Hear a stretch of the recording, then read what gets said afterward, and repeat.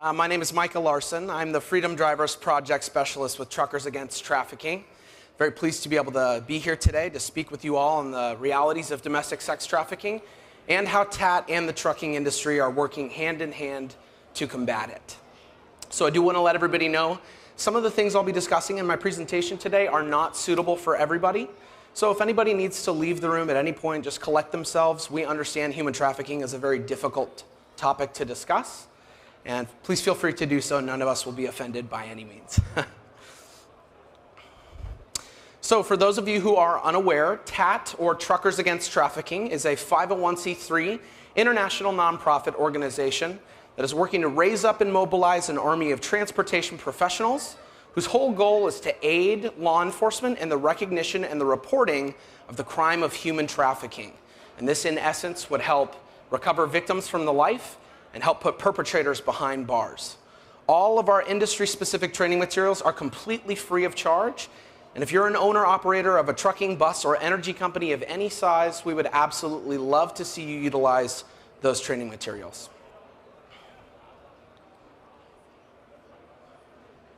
So in name, we are Truckers Against Trafficking, and that is how we got our start, but really we are so much more than that now.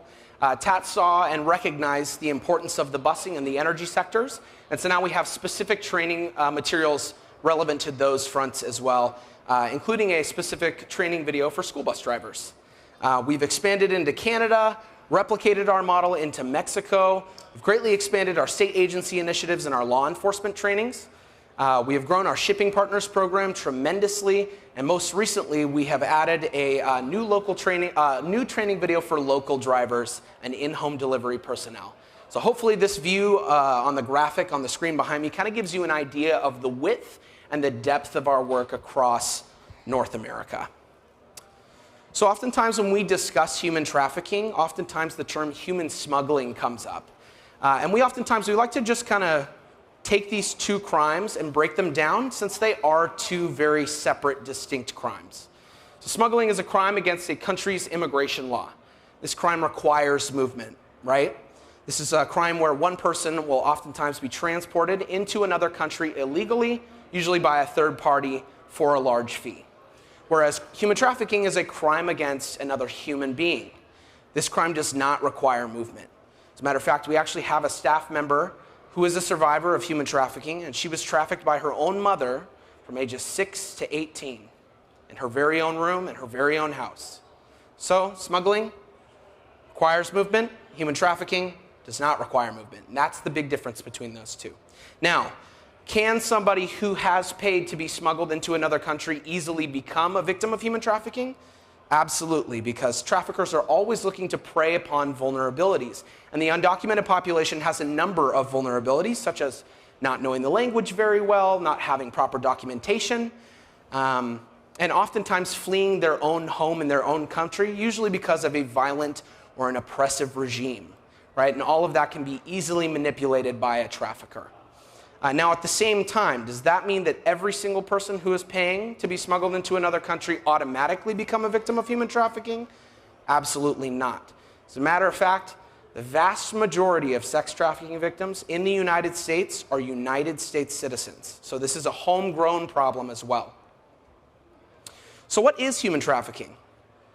Even though the state-sanctioned ownership of another human being is no longer legal in our country, human trafficking is indeed modern-day slavery, and that is because it is the exploitation of human beings through the use of force, fraud, or coercion for either the purposes of commercial sex, and when I say commercial sex, I want you to think of street-based prostitution, brothels, both the legal and illegal kind, and most commonly and typically pimping, or forced labor. And when I say forced labor, I want you to think of agricultural fields, sweatshops, workers not being paid for their labor or being forced to work long hours. And all of this is where a victimizer or a trafficker is in control, somebody who's making a profit off of victims' backs, and this is where victims find themselves in situations they literally cannot get out of. So in this presentation, I will be giving you 3 truths surrounding human trafficking. And the first truth is that slavery absolutely still exists. And that is pivotal in understanding the true nature of this crime. So what is the true nature of this crime, right? Let's kind of take a look at the scope of human trafficking, not really just around our country, but really around the globe as well. So the International Labor Organization reports that globally there are over 50 million victims of modern-day slavery. And at the same time, they report that human trafficking is a $150 billion criminal activity. A common phrase I'll often hear when discussing human trafficking is, I just don't understand how somebody could do this to another human being. And I think your answer is right there in black and white. 50 million victims, $150 billion. That's quite the gap, right? And that's because human trafficking is a crime of control, it's a crime of power, but most importantly, it's a crime of greed.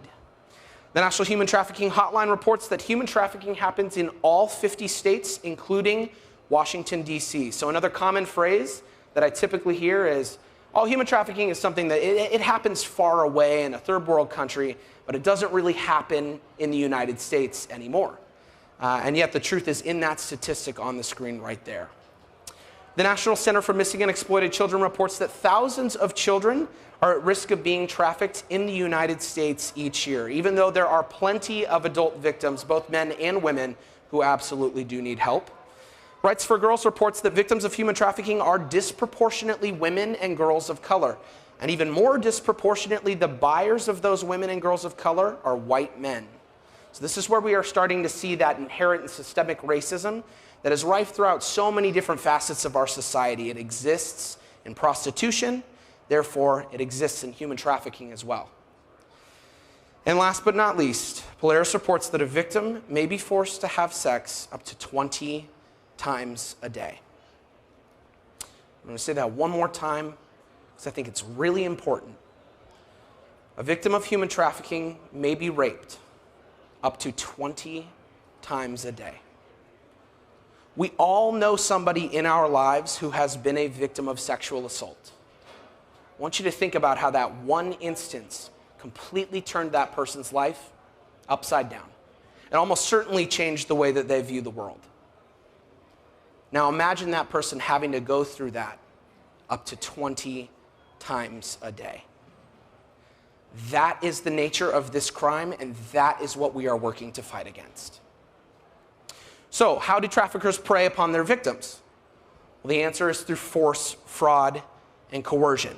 And while kidnapping is commonly associated with human trafficking, and it does make up a small percentage of cases, more often than not, victims of human trafficking often had some sort of pre-existing relationship with their victimizer, whether that was through an online relationship, through a family member or a friend, or a significant other. And with child trafficking cases in particular, over half of identified cases began with some level of family member involvement. So force is everything you can think of and are probably already thinking of, from the one-off beatings to the brutal assaults. Victims are raped, gang raped, forced into drug addiction, mutilated, tortured, knifed, and shot. Fraud could consist of false expressions of romantic interest or false employment opportunities as well, such as come work for me in such a new, big, exciting city, or come work for me as a model, I'll give you model work, and then exploiting that individual into the sex trade. Anytime there are false promises or lying about work conditions, there's fraud.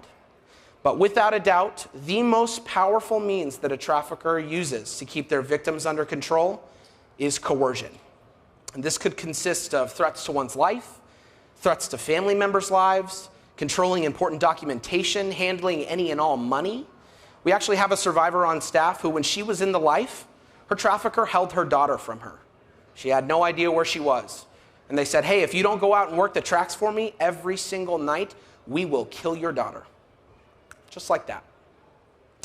This could also be something as simple as walking up to a young teenage boy or a young teenage girl and saying, hey, I've got a video of you performing a sex act, and I'm going to send it to your teachers, I'm going to send it to your friends, I'm going to send it to your parents or to your family, unless you go out and do exactly what I tell you to.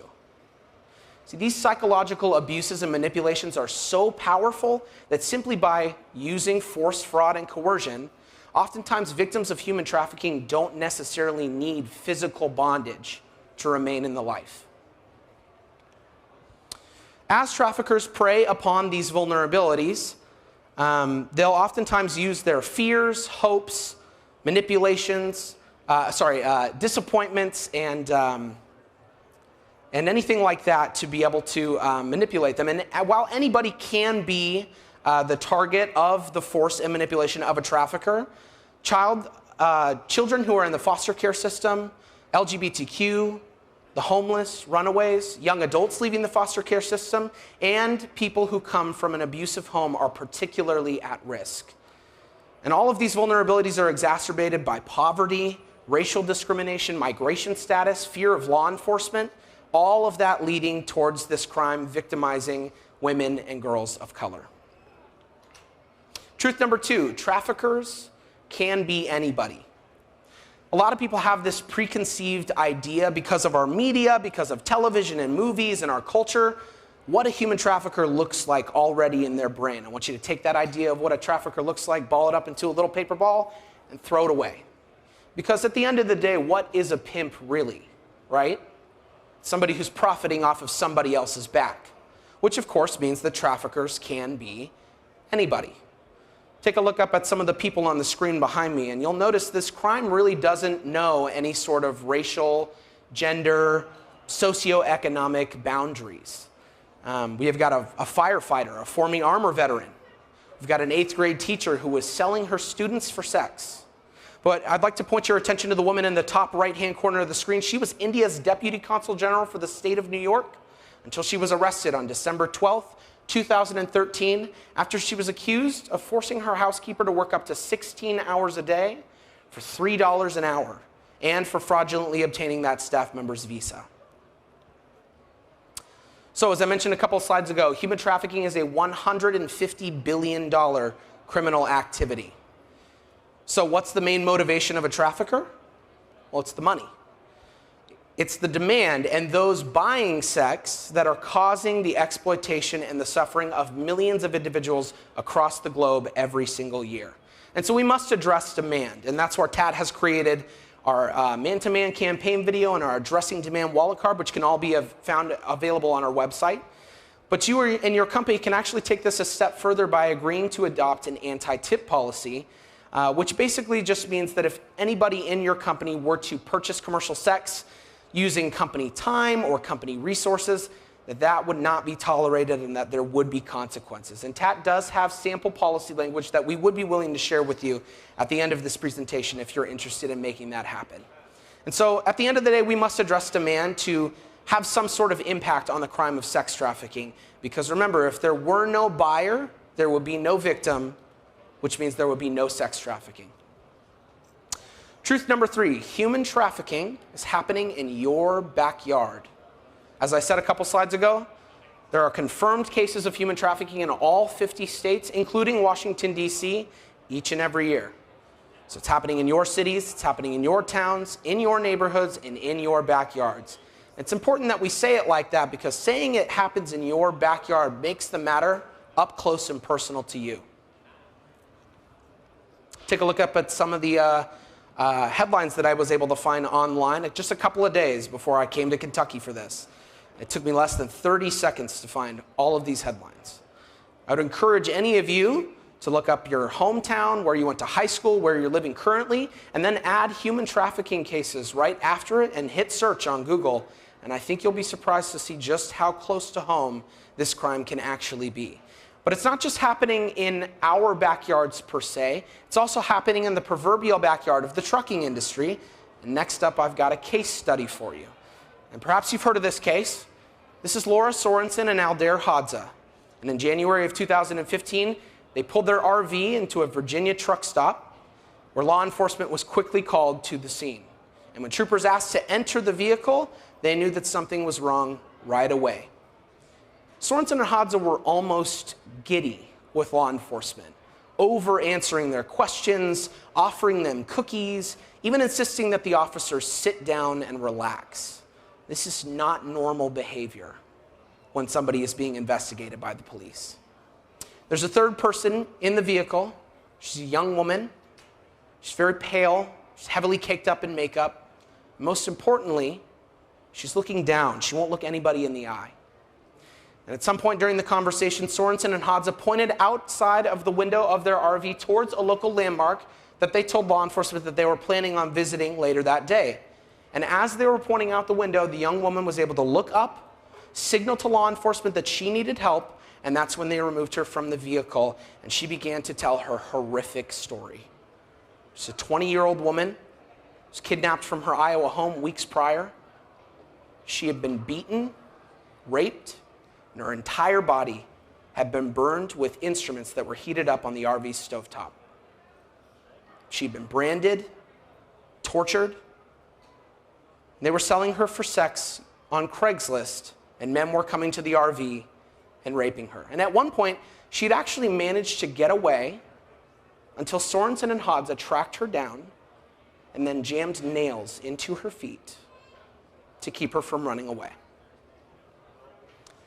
She told law enforcement that she could not remember the last time she'd had anything to drink, had been a week since she had eaten anything, and that she felt that she were going to die. And doctors ended up saying that if that call to law enforcement had not been made that day, that she would have died due to the malnutrition and the torture that she suffered. Now that is a horrific crime. But the reason that we tell it in all of our presentations is because that is an accurate depiction of what this crime looks like, not only just in our country, but around the world as well. So, what's TAT doing about it? Well, in response to these realities, TAT's mission statement is that TAT stands committed to educate, equip, empower, and mobilize members of key industries and agencies to combat human trafficking as a part of their regular jobs. TAT recognized that the trucking industry and now the bus and energy sectors as well, through their sheer numbers, extensive travels, and the nature of their everyday jobs, would provide an amazing extra set of eyes and ears for law enforcement. And I want you to think about that really quick. There are over 3.5 million transportation professionals in the United States in any given place at any given time. Could you imagine if we trained all 3.5 million individuals to be able to recognize and report human trafficking when they see it? Just imagine how many victims would be recovered from the life and how many perpetrators would be put behind bars, and that is exactly the idea of what we're trying to do. So TAT has 3 goals surrounding our mission statement. The first is to saturate the trucking, bus, and energy industries with TAT's free industry-specific training materials. And as I mentioned before, TAT has a number of industry-specific training materials, with the cornerstone being our 26-minute long training video, which can be easily implemented into a new driver orientation or a regular safety training. But we also have, as I said, busing and energy-specific training videos as well as a local driver training. So there's not just over the road that we train, but also local as well. And that's not all. We also have tons of posters, pamphlets, brochures, stickers, decals, our incredibly useful wallet cards, and a myriad of other resources at your disposal. We also have an app. We've had it for a couple of years, but it just went through a major overhaul. And within the first 6 weeks of that new update, we had over double the amount of downloads that the app had had in its history. Here's one of our wallet cards. They give incredibly useful tips for when you think you are witnessing a situation that might involve trafficking, red flag indicators, who to call depending on the circumstances of your situation, and also a QR code that'll let you download the free app as well. TAT's second goal is to partner with law enforcement and government agencies to facilitate the investigation of human trafficking. TAT firmly believes that trucking and law enforcement need to be partners in closing loopholes for traffickers and bringing together federal, state, and local agencies with key industry stakeholders on a routine basis to do just that. And TAT's final goal is to marshal the resources of our partners to combat this crime. Of course, the only way that we can do this work is by every company that agrees to implement our training videos or sign anti-tip policies, or even just put our decals on their fleets. And of course, this also goes out to government agencies and law enforcement agencies that agree to further their resources, their time, by helping this work in a myriad of ways. This also goes to the companies that choose to take our work a step further by becoming a corporate sponsor, depending on their level. And And so we want to take this opportunity to thank our driving force and our North Star sponsors, pictured here, and our gold and above level sponsors, pictured here. And you probably recognize a lot of the logos up on the screen, but I think that's just a testament to the amount and the size of the different companies that value our life-saving and changing work. But you also just don't need to be a company or a corporation to sponsor our work. We also have a large number of individual donors that we could not do this work without as well. So here's the good news about TAT. It's working. To date, we have trained over 1.7 million individuals with our industry-specific training materials. Furthermore, truckers have made thousands of calls to the National Human Trafficking Hotline and to local law enforcement, and those tips have ended up helping countless victims be recovered from the life of human trafficking. And we're not done yet. In fact, the National Human Trafficking Hotline reports that over a 5-year period, 41% of the cases that truckers have reported to them involve victims that are minors. Now keep in mind, the other 59% are adults who need help, but 41% are kids. And that just goes to show that truckers are in the right place at the right time and are making a difference. And it all comes back to the millions of industry professionals in the transportation sectors who have helped by making that call. These are some of our Harriet Tubman Award winners pictured up on the screen, but I want to point your attention to the gentleman on the right side of the screen. His name is Kevin Kimmel, and he is the very same truck driver that pulled his truck into the same Virginia truck stop that Laura Sorensen and Aldair Hadza had their RV at. He is the one who made the call to law enforcement that day. Sorensen and Hadza were given 40 and 41 years, respectively, for their crimes, and she is now at home getting the care and the love and the support that she needs. She called Kevin from her hospital room and called him his guardian angel. And he said, "No, ma'am, I am a trucker against trafficking." That is the power of this life-saving work. That is the power of a simple phone call. I'd like to point your attention to the gentleman on the left side of the screen. His name is Joe Aguayo. He's a professional truck driver with Winco Foods. And in September of 2022, he was driving in an area of the country that was well known for its hot springs and for its lack of cell phone service. And as he was rounding the curve, he saw something that he knew was wrong right away. What he saw was a young woman whose head was completely shaved. She was looking up at the mountains as if she had no idea where she was. And the only thing that she was wearing was a beach towel. And while adhering to his company's strict guidelines of no unknown passengers in the cab, he did the right thing and kept driving until he saw the next police phone call box, pulled his truck over on the side of the road, called law enforcement, gave her description and the general area of where he was at. Now, a couple of months later, Joe was actually driving the same route again and ended up having a weather-related accident. And as he was conversing with law enforcement, he inquired about the young woman that he had made that call about a few months prior. And to his surprise, the law enforcement that was assisting him in his accident was the same law enforcement officer that responded to his call several months prior.